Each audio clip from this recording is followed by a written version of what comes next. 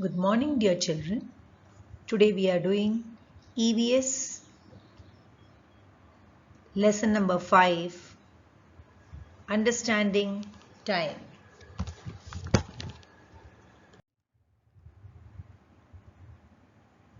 Children, when we talk about time, the time, that means every time whenever we think about time, we say, what's the time? Is it 6:45? Is it morning 8 o'clock, like that? Isn't it? You have learned it like that. Today we will be learning about time in a different manner. Okay? So when we talk about time, there are three main parts to it. Now today teacher is taking EVS lesson. So now it's morning and it's today. Yesterday you must have done some other subject, English or maths, whatever. So what happened yesterday, that's over. We call it as past, right? So that was yesterday. And tomorrow, whatever you're going to do, that will be your future. So today is Friday, right? Tomorrow will be Saturday, and day before, that is what happened, that was Thursday. So time is always, it is a past, the present and the future, isn't it? Now you are in the 3rd standard. Last year you were in the 2nd standard, so that was past. And next year you will be in the 4th standard, so that's your future. So time is divided into 3 parts like that. Okay, children?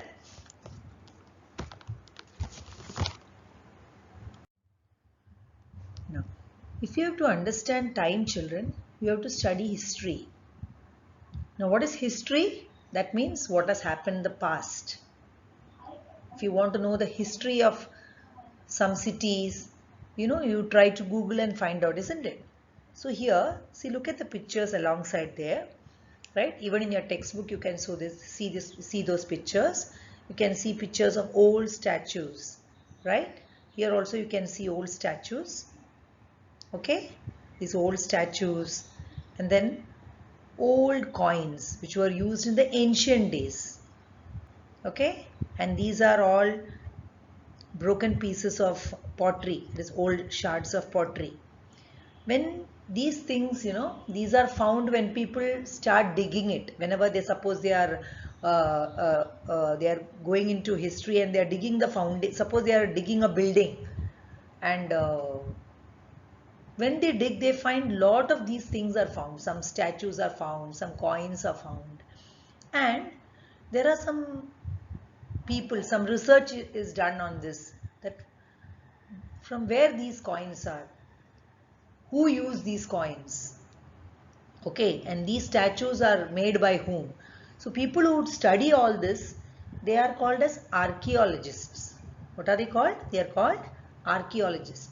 These are people who study, who do research on this, to find out that which people used to stay there, and what kind of coins they used to use. All this they used to do. Okay, and when they study these carefully, then we come to know that, oh, these coins were found around 400 years ago. Okay, these statues were there in these, found in these kind of temples. They belong to so many 100 years before, like this. So when you want to understand properly about time, it is like as if you are studying the history of that particular thing. Okay, children?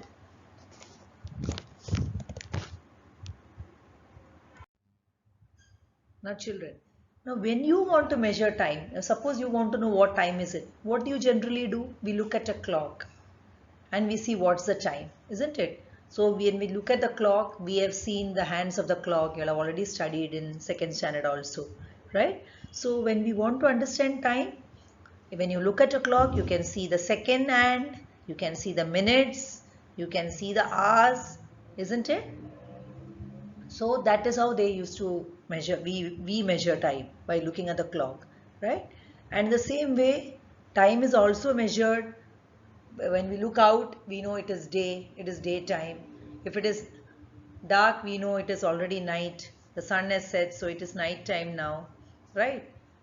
When we know that a particular week, you already learned 7 days of the week. A week has passed. 15 days are over, so we say fortnight. That means after 1 week, 15 days passes, that becomes a fortnight, right?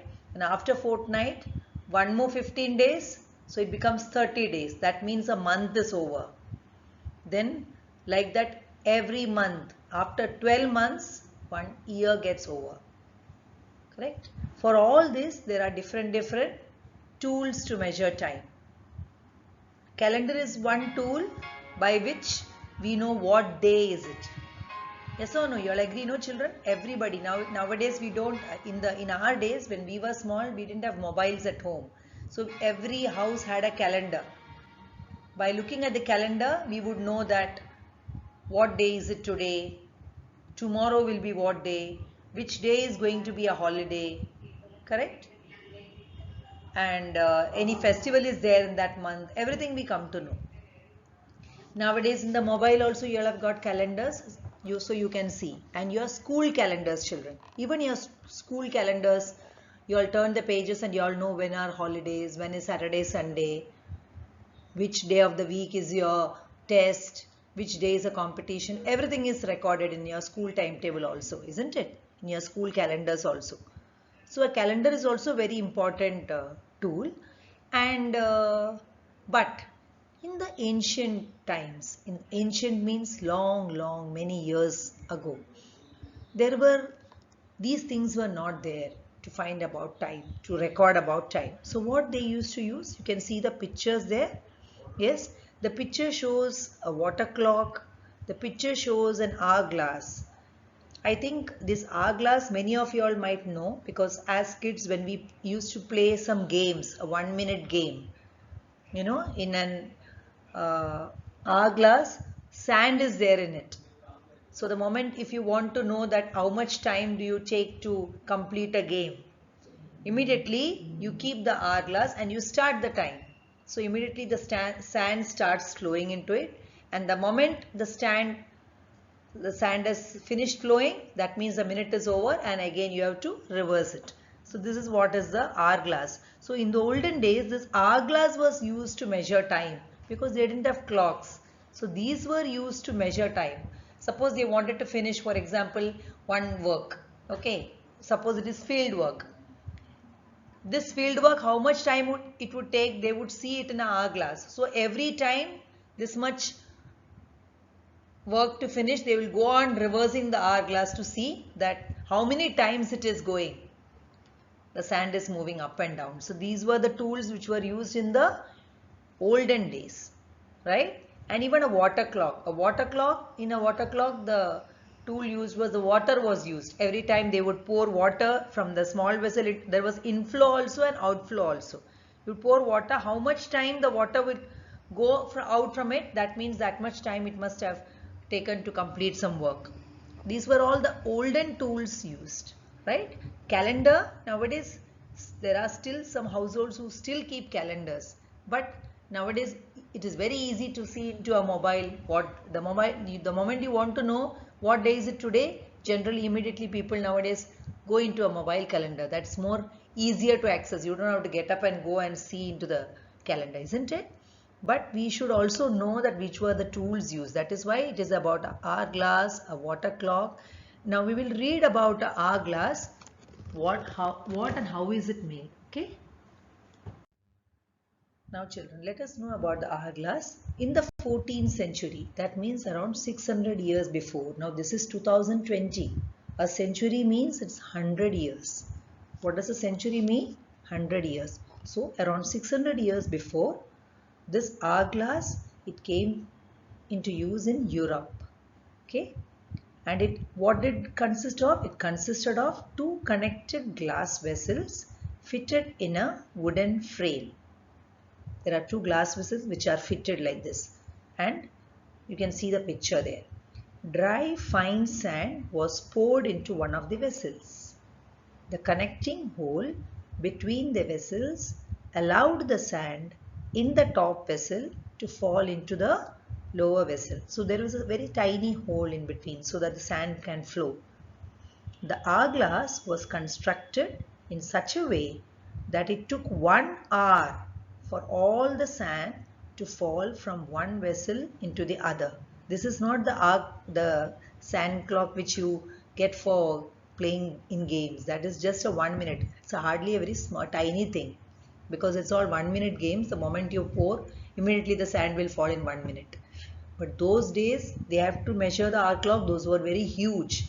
So for the sand to fall from one part of the glass to the other, it took how many hours? It took 1 hour. Okay. The clock was turned over as soon as all the sand had fallen into the lower vessel. This is how a period of 1 hour was measured. These clocks were used in India too. So they wouldn't know, because they wouldn't know how much time has passed. Now if you're writing a test and you want to see how much time is over, they immediately you look at the clock, right? But in those days it was not there. So how will they know how many hours my work is going on? Whether whatever work it is a machine work or they are working on a field. So what they would do? They would keep this hour clock, and suppose they will start doing the work and they'll keep the hour clock. So suppose full sand has fallen into the lower glass, that means 1 hour is over. And again they would keep. So like that, if twice they have kept, that means I have finished this work in 2 hours. Like that they used to understand about the time. Now children, in our everyday life also, we have made partitions of time. That means what? What does that mean? Like every day when we are working, we measure time in our mind in different ways. How is it that?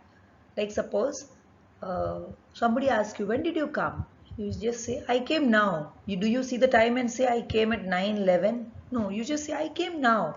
When did you finish the work? Now. You don't say, I finished the work at 9:19. You don't exactly measure the time like that. And every time we don't say, looking at the clock. We just say like these words also. So these are the words which we generally say when we are just talking about time. I just finished my work now. Okay. And when did you get the bus? Or when did you ring me up? Just a while ago. You don't say exactly look at the clock and say, no. So we just say a while ago. Or today. I came today. My father came yesterday from Pune. Tomorrow will be my exams. So these are all some of the terms which we use, not necessarily every time. That is also a part of time only, right? But we are measuring time in our minds by saying that I just came now. I will do it in a while. Without seeing the clock or without seeing anything, we just use these words. These are also words which talk about time. Okay, children? Now, sometimes now during your lockdown time, you had a lot of time at your hands, isn't it? So for doing time pass, what you would have done? You would have taken albums. You must have told your parents, please show me how I want to see my album. And when you just turn the pages of your album, you must have seen how you used to be when you were very small. The past, right? When you were born as a small child, a small infant, the way you look. And today, how you are. That is a present, now in 3rd standard, as a child, how you are looking, isn't it? And in future, how you may look. You may look like your father, your mother, or whatever. Even your parents' photos, if you see, when they show their childhood photos to you, you may look, oh, I was looking like father only. My father, see, same face. So your father, how he looked when he was young. Then now, how is your father looking, right? And then he will show you, see my father, that is his father, your grandfather. Oh, your grandpa, you are looking like grandpa, we say. So these are how we measure. This is also some kind of measuring time. How you looked in the past, how you are in the present, and how you are in future. So you can just see those pictures, children, isn't it? Now it's a very simple lesson. Just read the lesson, okay? And then practice, read that hourglass also. How is it made? Okay? And try to Google and find out some old statues, some old coins. Even we may have some old coins. Your parents or your grandparents, they keep collecting pictures of stamps also. In the olden days, lot of stamps were used. Nowadays, nobody is writing letters, isn't it? Everything is on mobile. But in the olden days, people used to write letters. So they would stick stamps on the letters. And some people used to have some hobbies. They used to collect these stamps. So you can ask your grandparents or anybody who has kept such pictures with them, coins or any old coins or any old stamps. From that you can come to know how. So you can ask, how old were these? So they may say it is 40 years ago, or they will say, they can. So you can collect information like that, isn't it? Not necessary every time you have to Google it. You can ask at home also you can ask your elderly people. Is it clear, children? So please read the lesson well, and we will do the exercise in the next part. Thank you. Have a good day.